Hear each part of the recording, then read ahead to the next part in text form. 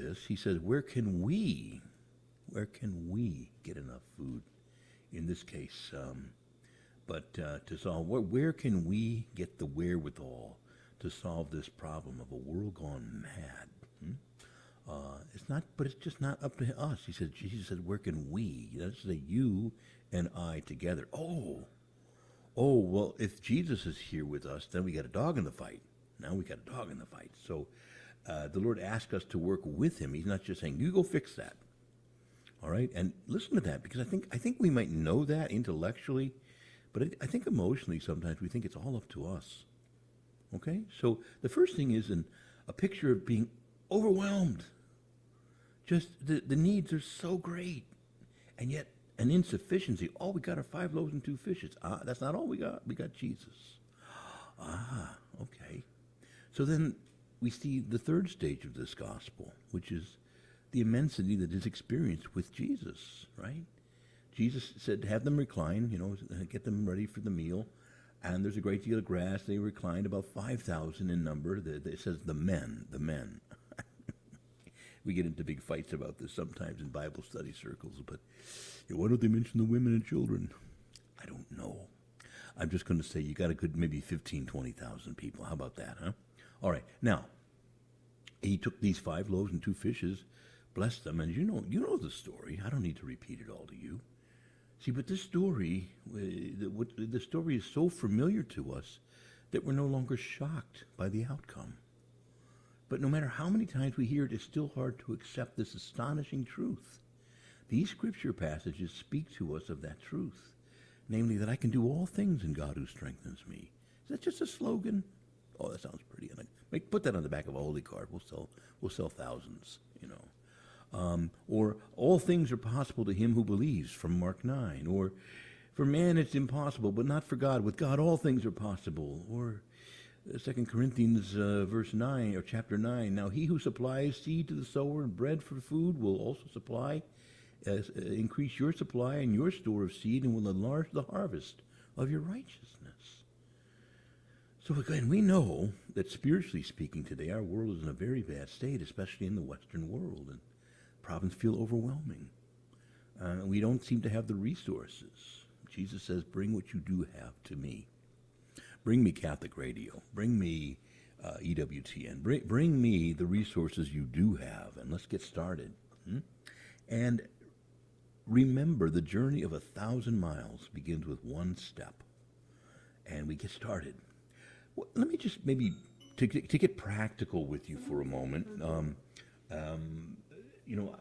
it starts out simply with this idea, what are the things you personally and I can personally do? Let me just give you a list of some things that I've put together here. How can I change the world? Well, I can work, first of all, on my own conversion. Maybe my 5 loaves and 2 fishes are just on my own conversion. The holier world must start with me. And if I get holier, the world gets holier. Or I can serve the poor, perhaps with money, but maybe by using my talents. Or I can pick up the phone and call a family member who I know is hurting and begin to restore the breaches in my family, my own family. I can love my own spouse and children. I can spend time raising my children to know the Lord well and to seek his kingdom.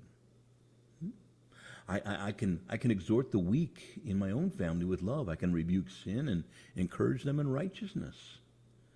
If I'm a priest or religious, I can faithfully live my vocation heroically and call others to follow Christ by living and proclaiming the gospel without compromise, authentically. If I'm young, I can prepare myself devoutly for the vocation to marriage, the priesthood, or religious life. If I'm older, maybe I can seek to manifest wisdom that I've gained and provide good example to the young. If I'm elderly, I can prepare myself for death and devoutly display the desire for heaven. And I can pray for this world and attend Mass faithfully, begging God's mercy on this hell-bound, sin-soaked world. So you see, it's not like we have nothing. We can do these things, and Christ will take these things and magnify them. And it's just too easy to lament the condition of the world, feel overwhelmed, and say, well, what's on TV tonight? And just tune it out. But the Lord says, no, I want you to be part of the solution. But Lord, I'm just one person. What can I do? Bring me what you do have. That's important to me. You've got to be part of the solution. And I want you to, I give you a corner of the vineyard, the corner to work, and I want you to work it and work it well. If you're married, if you're single, if you're priest or religious, whatever the situation, I want you to go to work in the way I want. This is going to restore the culture when we just stop shaking our fist and we call Jesus to join us and say, Lord, help me to do what you've called me to do. And Jesus again asked the fundamental question, where can we get enough food for them? So I don't know, Matthew, maybe you can talk to us about being a producer, whatever, but we all have a role to play. You're a father, you're a spouse. I am a father and a producer. I try to utilize my skills in both means. It really hit me the way you said, we're so familiar with this particular scripture reading that sometimes the impact of it is lost on us. And that's very true. It's actually funny. I was thinking about this one today, and I was like, I can't remember if it's 2 loaves or 5 loaves, or 2 fishes or 5 fishes. And I figured it out. But I'm familiar but not too familiar. All right. Well, good. Well, look, we're going to come back on the other side of the break, and we're going to talk about some news stories that I mentioned. The Catholic approach to gender dysphoria. We're going to talk about the vandalism that occurred in D.C. and so on. So when we get back, we'll get started with some items in the news.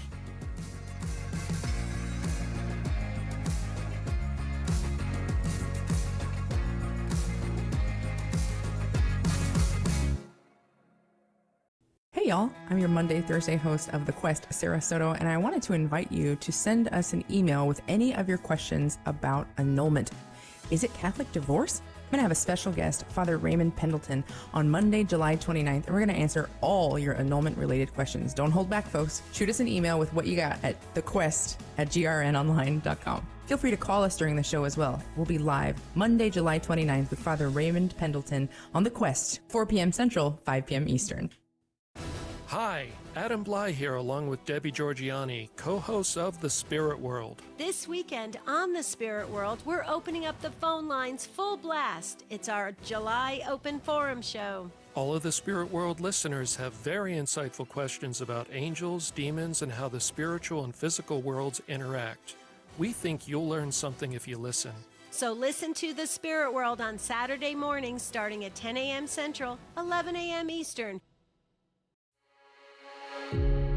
Welcome back to The Quest, an extraordinary journey where every step brings us closer to discovering God's love for us. Want to join the conversation? Give us a call at 877-757-9424. And that's 877-757-9424.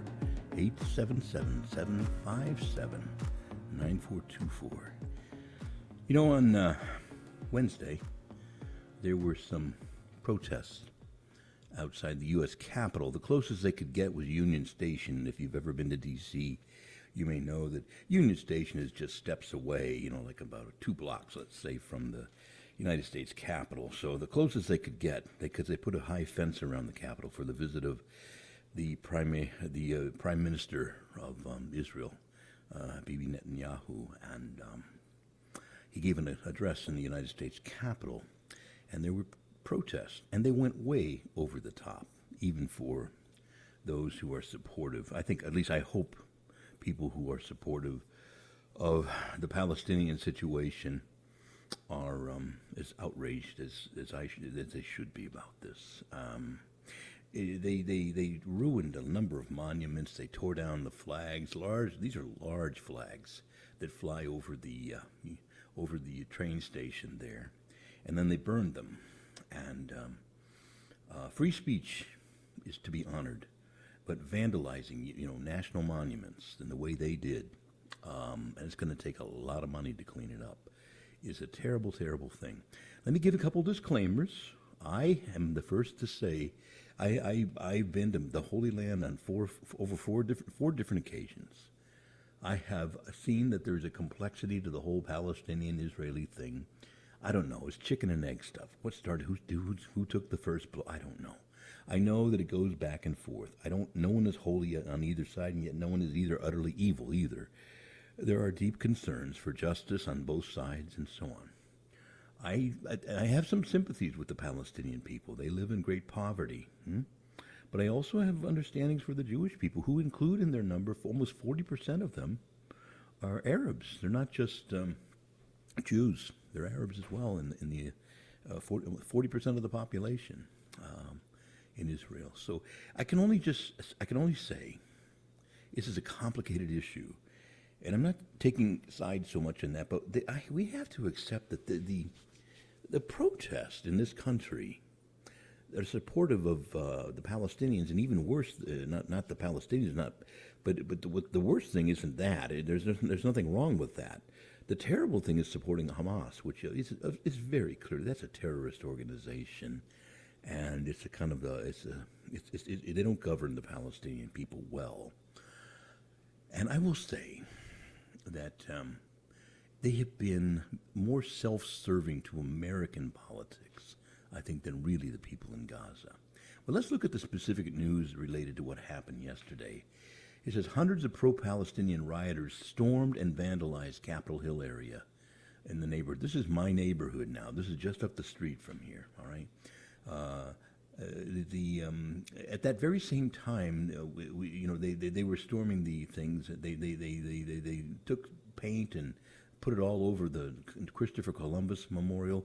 They took the beautiful Liberty Bell replica that's there, and they wrote all over it as well, with graffiti, including phrases such as "Free Gaza," Hamas, Israelis are child killers. These kinds of things. That free speech is one thing.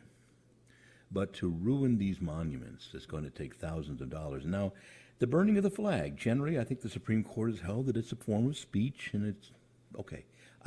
That's my flag of my country, and I take offense at it. But hey, that's part of what free speech is about. But to take somebody else's flags, go buy your own flag if you're going to burn it. But they took down extremely expensive flags that fly over that, fly over that whole area there, and they tore them down. And then not only did they burn the American flags, they hoisted the Palestinian flags. Sounds like an act of insurrection. I'm just going to say, people love to throw that term around today. And it's not being called that by the more liberal media. It's not being called that by many of the Democrats who have hurled this around for people who were protesting things they think are unjust. This is an actual act of, you take down the American flag and you put up the flag of another country.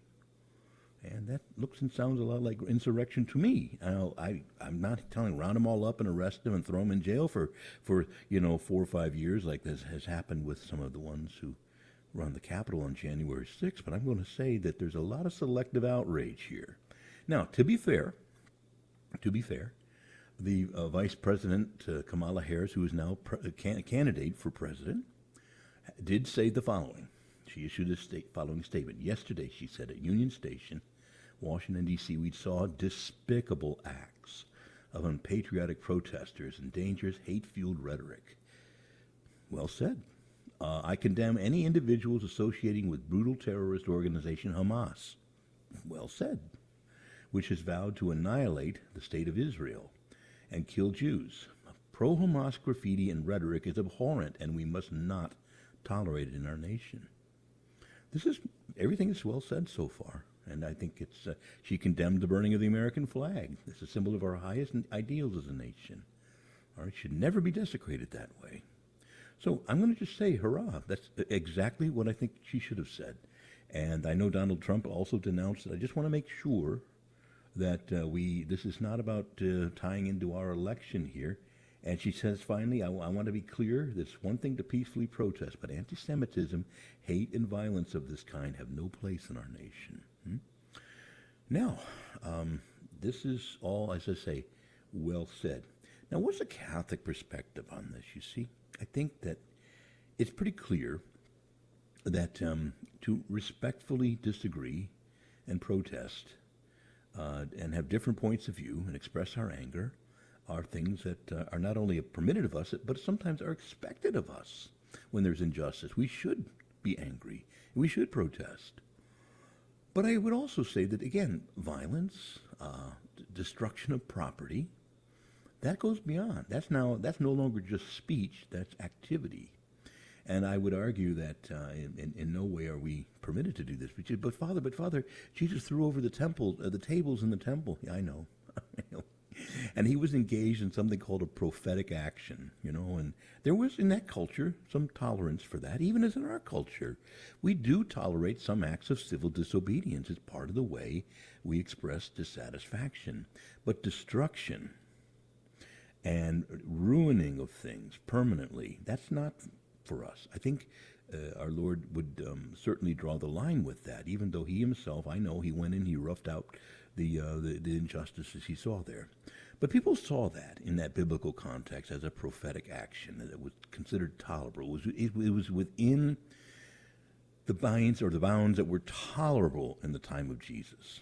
They recognized, they said, you've committed a prophetic action. That in effect, they say, show us your credentials, that you've obviously protested us as a prophet. What are you to show us? What signs can you give us that you're a prophet? So I just want to lay some of those factors. I don't know, Matthew, if you want to go ahead and include some thoughts of your own in this, but I'm very frustrated by what happened on Wednesday. Well, you stole my thunder in two ways. One was with insurrection. Boy, I forgot what the other one was, but you made some very good points there, and I certainly agree. Kudos to you for recognizing, both sides of the political, races, and that they're speaking up on the right side of this. And the positive turn of this is they have cleaned up the bell. I saw that they were pressure washing it and removing the graffiti from this. Good. The frustrating thing is this is beyond anti-Israeli, pro-Hamas statements. There was a lot of anti-American stuff. Yeah. And so, the word insurrection in that situation, putting up another country or, region's flag, in place where ours was, really is signaling that they want to overthrow this particular country. Yeah. So, there's a multi-level complications here going on. Yeah, they definitely escalated when they tore down our flag and put up. Yeah, and I know that some pepper spray was used because there was a couple people who violently attacked some police officers. Yeah, some DC officers there. So it's a rough situation. I hope that this is not something we're going to be seeing throughout the rest of the summer, but it's a possibility that there'll be an encore.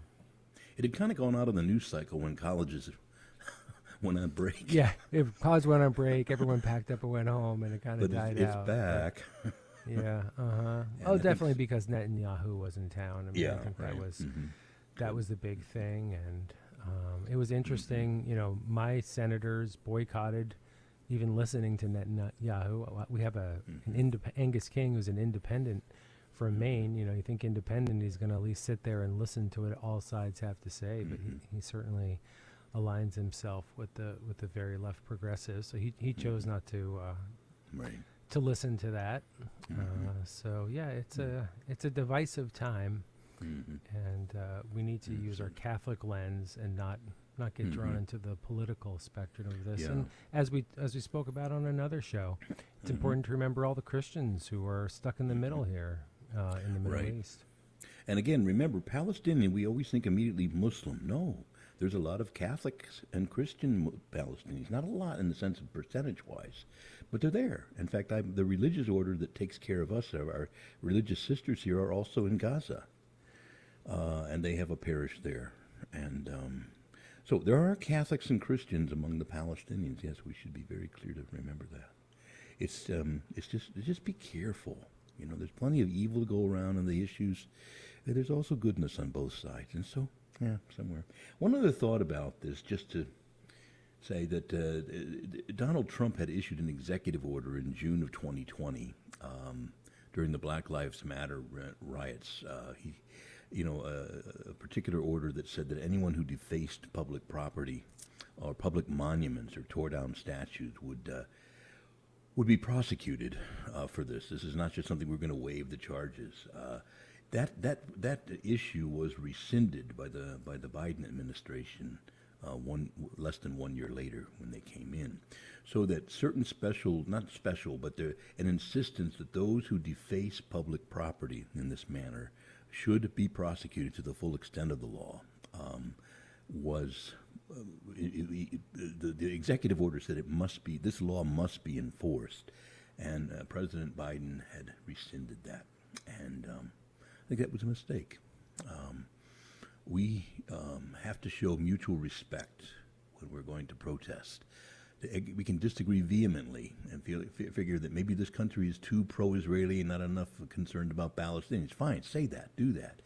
But I'm your brother. I'm your fellow American, and those statutes reference me as well as you. And to destroy them and deface them or seek to destroy them is a great crime against the unity we should look for. There's a deeper unity in these matters than. And you think about the optics here of sort of desecrating the copy of the Liberty Bell, right? It's it's symbolizing the thing that's letting you have free speech in this country. Mm-hmm. So it's sort of hypocritical in that sense that you're trying to tear down a country that allows you to voice your opinion freely. Yeah, and so as I say, I'm glad they're able to clean these things up. But I would say, and I know this much too, because I have a church made of limestone, and you can clean graffiti, but after a while, you're taking off stone with it, and it begins to. These monuments some of you may have been to old cemeteries, and you see what happens to these things if they're not cared for. And to constantly have to scrub them down and wash off paint and other caustic things with other caustic chemicals. It wears them down and ultimately shortens their lifespan, so to speak, And so yes, we have ways of being able to clean these things, but I can tell you, as a man who's had to remove graffiti from the church here and other things, it affects the stone itself. Anyway, enough said there. That's kind of a minor point, but it's not insignificant. So, all right, well, listen, I think we've talked enough about that. But again, civility, people. We need to treat each other and our institutions with respect, because in treating our institutions with respect is another way of showing each other respect. Disagree, but do it respectfully. All right. Well, we'll come back, and we're going to talk a little bit about something that took place at the Eucharistic Congress. So, some good teaching from Jason Everts when we return.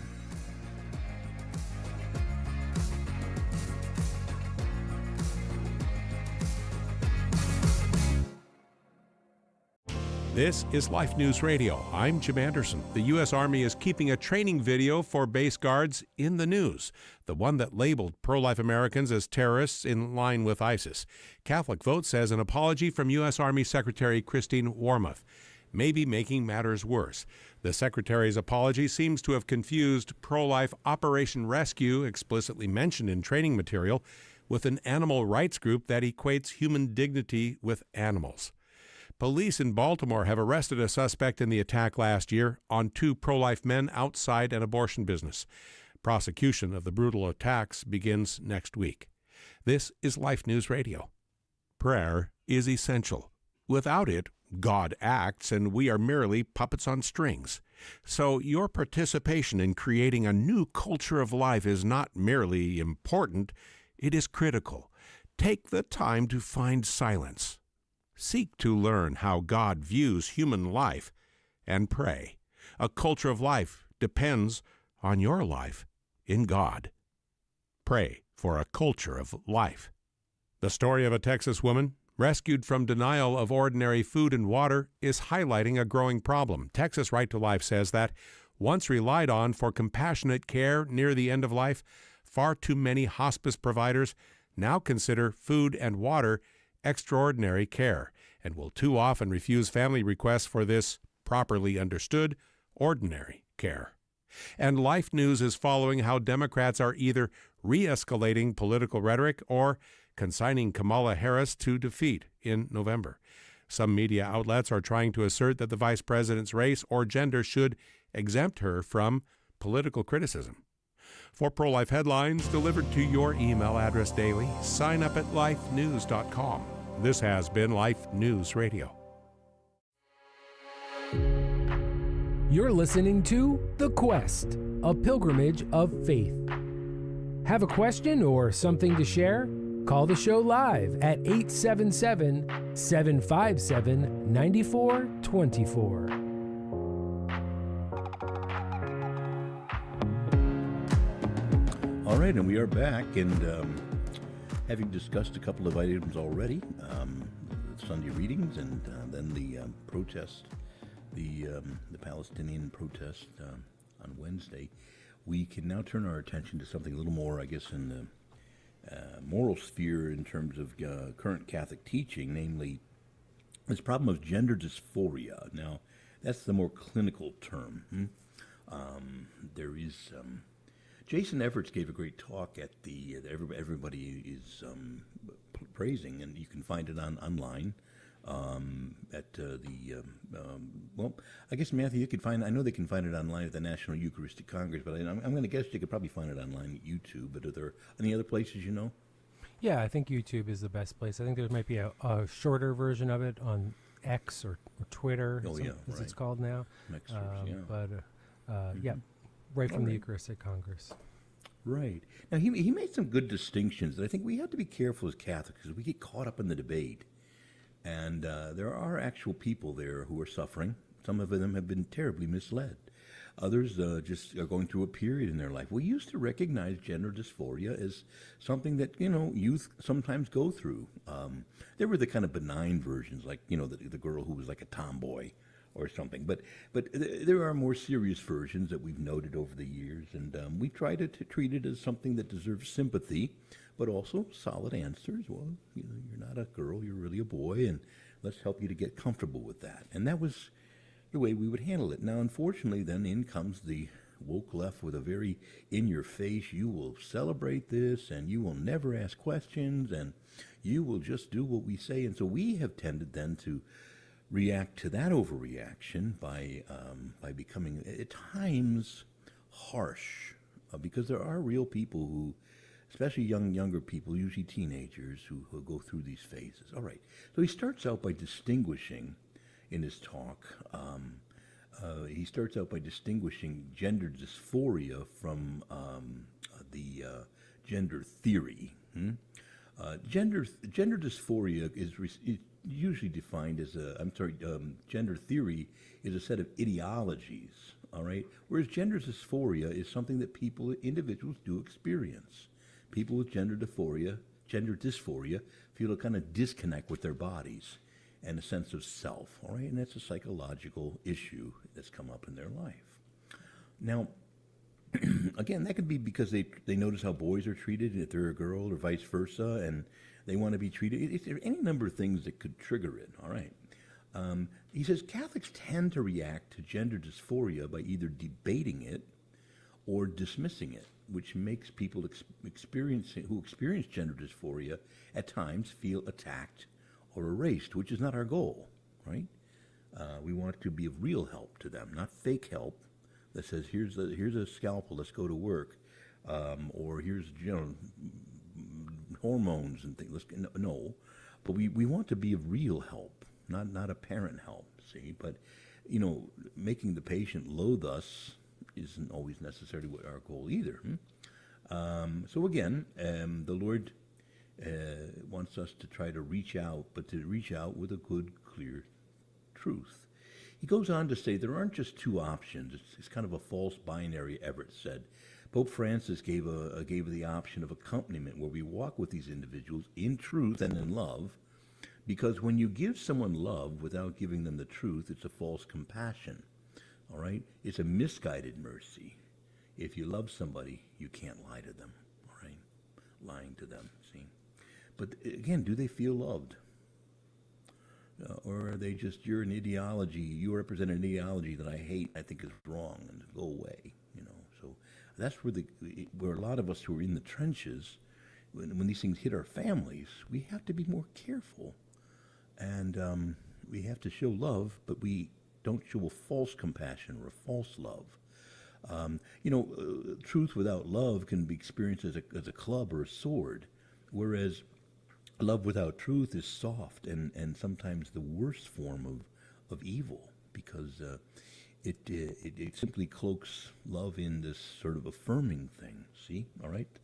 Now, Everett said the mentality that bodies are somehow wrong or bad stems from that rigid gender stereotypes and the great divide that has occurred in modern culture across the world where people have separated body and identity. This is a huge philosophical problem today. You know, we're basically all living in neo-Gnostic times. This is just another form of Gnosticism where I am not my body and my body is not me, but the body is just a prison or a machine I walk around with. This idea of dualism is at the heart of a Gnostic heresy that started at the very origins of the church, and we've had to battle constantly, because again, our bodies are very precious and they're an expression of our soul. The great philosophers always said that the soul is the form of the body. We have the kind of body, the design they have, because of our soul. It isn't just because of physical things. It's that our soul has capacities, and our body reflects those capacities. And so again, all of these are ways of saying that I am not my body. So he goes on to say, he gives the example, you know, if you hit my shoulder, I don't say, why did you hit my shoulder? I say, why did you hit me? See? And so again, because I and my body ultimately are one. Now, a few of the biological arguments regarding the impossibility of formally changing our sexual identity from one sex to another, of course you really can't, but he wanted to emphasize there, Everett, that people with gender dysphoria would likely just say, well, I'm not arguing with any of your science. I'm not saying that I'm clinging to my chromosomes. But what I am trying to say is, I just want to look how I feel. Is that too much to ask for? All right. Everett said that the mentality that bodies are somehow wrong or bad, again, stems from some of these neo-Gnostic things. But if we untether our identity from our body, your identity has to anchor onto something, if not your body, Everett said. And if it doesn't anchor to your body, what will it attach to? Well, your personality. And here's the problem. There are as many personalities as there are persons, and you'll end up with an endless spectrum of gender ideologies. We have to balance the things that we hold in common with, very personal kind of ways of being a man or a woman and so on, And he added, if someone hits you, you would not say, you would say, why did you hit me? You wouldn't say, well, I didn't hit you, I just hit your body. Your body isn't something you have, like a pair of jeans. Your body is you, all right? And so again, we see that, it's true that Pope Francis says, it's true that we cannot separate the masculine and feminine from God's work of creation, which is prior to all of our decisions, and where biological elements exist which are impossible to ignore. But it's also true that masculinity and femininity are not rigid categories. The Pope Francis added a rigid approach turns into an over-accentuation of the masculine or the feminine. And that doesn't help children or young people to appreciate the genuine, sometimes the Pope uses big words, the genuine reciprocity incarnate in the real conditions of matrimony. Rigidity, in turn, can hinder the development of an individual's ability, all right? But at the end of the day, we have to accept the fact that there are important differences between men and women, all right? Now, this is a lengthy article. It's hard for me to summarize all of it. There's the show links, Matthew, I guess they can get, again, different ways they can get these show links. Yeah, so all of our streaming video has the show links within them. You can go to grnonline.com. We'll have the show links embedded in the episode. And whether you're listening on Apple Podcast or Rumble or wherever you listen to audio podcasts, all those feeds will have the links in the description of those as well. Mm-hmm. Yeah. Yes. All right. And so again, this is what Everett states some of the things he might directly say to those who suffer with this gender dysphoria, just personally. I would say, you know that I love you, and you know, and this is very important, that I would never want to hurt you. But you also know also because I love you, I cannot lie to you. I feel that if I were to use that word to describe you, in other words, an inaccurate pronoun or inaccurate, you're really a boy instead of a girl, I feel like I was being dishonest with you. And I know this might not be easy to hear, but I need you to know that I don't reject you because of what you believe. I'm really hoping you don't reject me either because of what I believe. Because I think we can still learn a lot from each other. Let's make room in our lives. He goes on to, regardless of their response, that speaking the truth is the right thing to do. And he says, hopefully, if you take that compassionate approach, they will give you some room. But if they don't, and they resent you because you won't call them whatever they want to be called, here's my promise to you, Everett said. If you don't speak the truth to them in love, they are going to resent you so much more for all eternity for not having spoken the truth to them. And brothers and sisters, the lawsuits are already rolling in. People who said, I went through this phase, and you played along with me. You were supposed to be the adult. I was a child, and you let me run the show. You shouldn't have. And I've ruined my body and my life. And I'm infertile now. I'll never be able to really get married and have a family. You needed to be the adult. And so doctors, and even in some cases, parents and others are being sued. How all these lawsuits turn out, that's to be seen. It's already happening in Europe. Ultimately, the truth will out. And facts are stubborn things. And you can go on pretending that a boy's a girl's a boy. You can go on using different pronouns, but you're just sort of playing games with reality. So real love has to speak the truth. And so once again, I also would add at a civil justice or level that I deeply resent public schools or governments or anyone telling me that I'm supposed to call people by terms that are not accurate. They're compelling me to lie. See, I've told this to you many times before when this issue comes up. Take the obvious example of this guy, is the swimmer guy who's, in these girls thing. People say, well, it's not fair. Well, I agree with you, it's not fair. But it's also problematic because it is a lie. He is not a woman. And he doesn't belong in women's swimming leagues. And don't tell me that I'm being insensitive. I just accept the fact that I cannot lie. And that compelling me to lie is a terrible violation of my rights and dignities as a human person and my obligations to God. See? So I think we have to stand firm on this when it comes to pressure to these things. Try our very best to be compassionate if we know someone who's going through a period of uncertainty. Be reassuring. Remind them that others have gone through this, and they usually work their way through it, and it goes away after a while. It's kind of a phase that some people go through.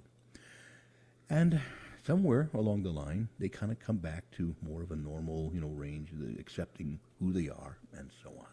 Rare indeed are those who really, really stay, gender dysphoric all their life, okay?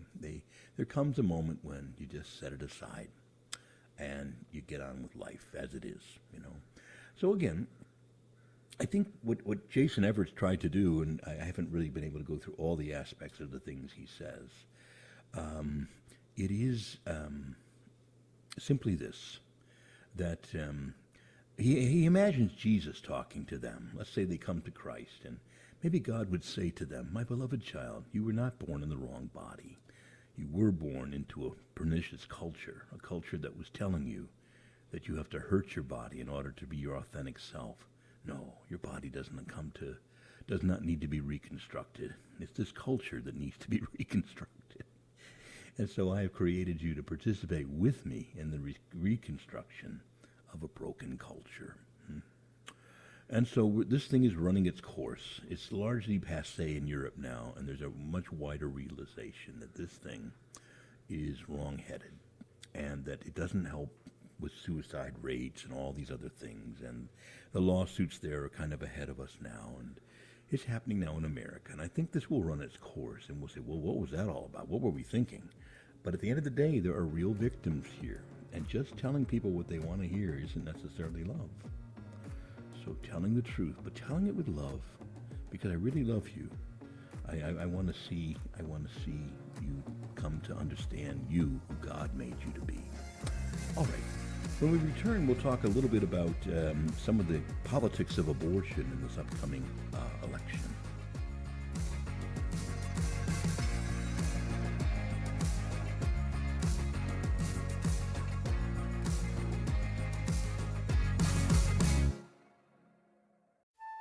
This is Franciscan Media's Saint of the Day for July 26th. Today we celebrate Saints Joachim and Anne. This feast of grandparents honors the parents of the Blessed Virgin Mary. We know nothing factual about Joachim and Anne except that they existed. The names by which we call them come from a legendary source written more than a century after Jesus' death. But we can surely appreciate the heroism and holiness of this couple who brought Mary into the world. Mary's strong character in making decisions, her continuous practice of prayer, her devotion to the laws of her faith, her steadiness at moments of crisis, and her concern for her relatives, all say something about the witness and example of the loving parents who raised her. Even if Joachim and Anne are not their real names, they represent all those throughout the ages who faithfully perform their duties, practice their faith, and establish an atmosphere for the coming of the Messiah, but remain obscure. Whether we rely on the legends about Mary's childhood or make guesses from the information in the Bible, we see in her a fulfillment of many generations of prayerful persons steeped in the religious tradition of their people. There's more about the saints along with inspiration and Catholic resources at our website, saintoftheday.org. From Franciscan Media, this has been Saint of the Day. This is The Quest from the studios of the Guadalupe Radio Network.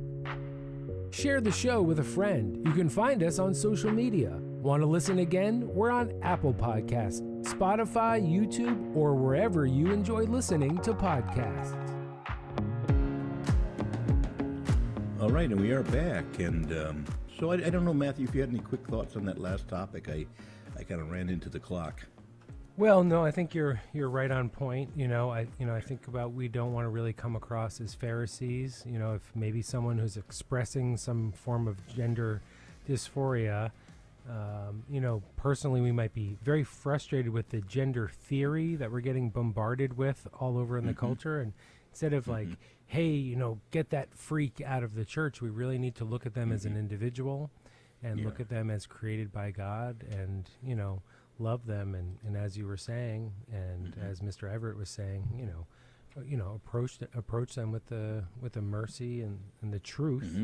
And the love of Christ. So, but that was a talk given at the Eucharistic Congress. One thing I wanted to ask you real quick before we move on to the abortion on the ballot topic is, for you, what do you see as a Eucharistic Congress or this Eucharistic revival? What would be your gauge to say that this has really been successful? Well, obviously, the whole point of Eucharistic communion is greater communion with the Lord Jesus, and therefore, because I'm closer to Jesus and you are, that we're closer to each other. In other words, the coherence, I should say, coherence in the sense of sticking together of Catholics on these things is augmented and increased when we all come together in large numbers, have a powerful experience of unity, not just in the Eucharistic elements, but also in the teachings of the one who the Eucharist is, namely Jesus. Real communion, if you listen carefully to the how you bring somebody into the Catholic faith, they say the following formula: I accept and profess all that the Holy Catholic Church professes, teaches to be revealed by God. So I believe and profess all that the Holy Catholic Church believes and teaches to be revealed by God. They recite that formula. And that, in a way, is what your amen at Holy Communion means. It's richer than just, yeah, I'm down with Jesus here, I think he's really here. It's richer than that. I'm with Jesus. See? And so I think his teachings cannot be divorced from who he is. So that's why you'll sometimes find issues like this that aren't necessarily directly connected to the Eucharist, but it's all connected eventually, right? And in this case, you see, here's the other thing. A lot of people have pointed out this terrible sort of flip-flop that takes place. Satan he takes what we teach and twists it. So there is this proclamation by the pro-abortion movement, though many women say, my body, my choice, whereas Jesus says, this is my body, which is for you. How different that is, see. So, yeah. Well, a lot of things. Thanks Same for with gender entertaining. dysphoria. Yeah, thanks for entertaining that question for me. I know we only have less than 10 minutes left in the show, but that was a really excellent segue into Yeah. the abortion topic, which, as we're going to be sharing the link in the show notes, there's many abortion issues across the country. Yeah. I want to say that I have a growing concern that although we spent 40 years fighting to overturn Roe v. Wade, and we did. And after we've done our victory lap, or 2 or 3, we have a problem on our hands now in that we have 50 battles. Because what that did is it didn't get rid of abortion in this country. It just returned it to the states. And the states are all over the map when it comes to, how this is being handled. I'm going to give you some quick examples, but I want to return quickly to my main point. I'm thinking, for example, now, even in Florida, which is very pro-life, pro-abortion or pro-choice people have been able to get something put on the ballot for November 5th. The amendment, they want people to vote on an amendment to the Constitution in Florida that would change the Florida Constitution to include a provision reading, "No law shall prohibit, penalize, delay, or restrict abortion before viability or when necessary to protect the patient's health as determined by the patient's health care provider." All right? So they're trying to now put an abortion amendment right there on their state constitution, and that's going to be voted on. And I think it won't be voted for. But I wonder. I don't have all the polls. It's not for me to get into the individual issue. But the pro-choice people haven't just gone away, and I wonder how savvy we are at the state level in some of these states. Even we might call them very red states. Another example, I'm going to go over here, say, to Nevada. Nevadans will vote on a measure in November that would codify existing state laws into the state constitution that allow for abortion up to roughly 24 weeks. That's into the 3rd trimester now of pregnancy. The pro-abortion group leading the initiative submitted 200,000 signatures, nearly twice what they needed. This Nevada Secretary of State certified that the ballot initiative in late June, so it's going on the ballot. Right now, abortion is legal up to 24 weeks in Nevada. But the question is, does that need to be in their constitution, which is a lot harder to overturn, see? So you've got that in Nevada. And I'll just give you one other quick example. Let's say Colorado, by the way, they're doing something similar in Maryland, trying to put it more directly in the state constitution than it currently is. I'm afraid it's going to win in Maryland. I know they're fighting here locally to try that, but it's difficult. It's a very, very liberal state, and especially in terms of abortion. So, but here we are now in the Colorado. Advocates on both sides of the abortion debate are circulating dueling ballot proposals. The Colorado State Secretary of State said that in mid-May that the pro-abortion measure has secured enough signatures. Its language would amend the Constitution again to say that the government shall not deny, impede, or discriminate against the exercise of the rights to abortion, including prohibiting health insurance coverage for abortion. Abortion now is legal, but for all 9 months of pregnancy in Colorado. But on the other hand, which will win? Will the pro-life amendment to try to limit it, or will this just be codified now in the state constitution? And that's harder, not impossible, to overturn. Now, let's get back, though, to my main concern. And I don't speak, there's a lot of different large, very effective pro-life groups in this country right now. The March for Life, you've got American Life League, you've got all kinds of different organizations out there that are very dedicated and have fought a valiant battle. But I wonder if it's time for us to come together and to say we've got to really think and pray and spend a long time in discernment about what do we do now that we have 50 battles on our hands. And even if we win 1 or 2 of these, they're coming back every election. And so I wonder, what's the new strategy? And I don't think this can be a one-size-fits-all strategy, but could we really bring together pro-life people from around this country and say, what do we need to do? It's a different landscape. It's better in the sense that there's no national, theoretical, constitutional right to abortion. Thank be to God for that. But what do we do now on a state-by-state basis? how do we change our strategies? How do we support each other? Do we target certain states?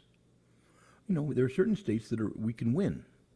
Do we move this to a national, Catholics from all over the country, spending funds and highlighting, or how do we do it?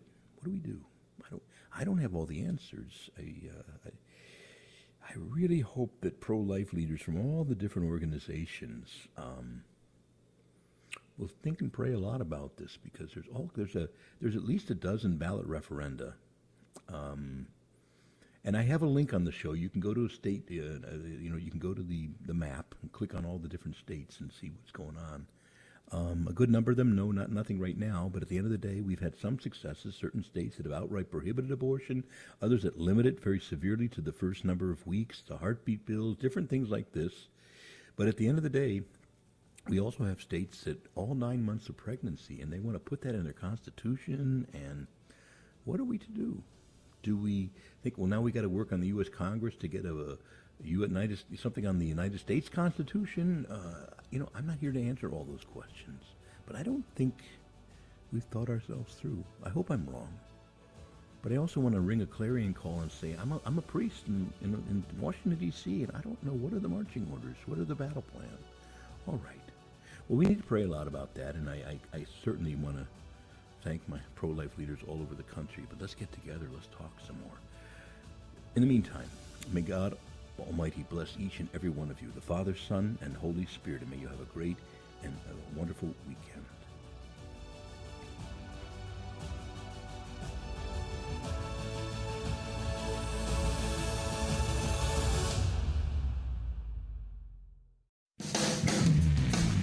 All Catholic, all the time. This is the Guadalupe Radio Network. Radio.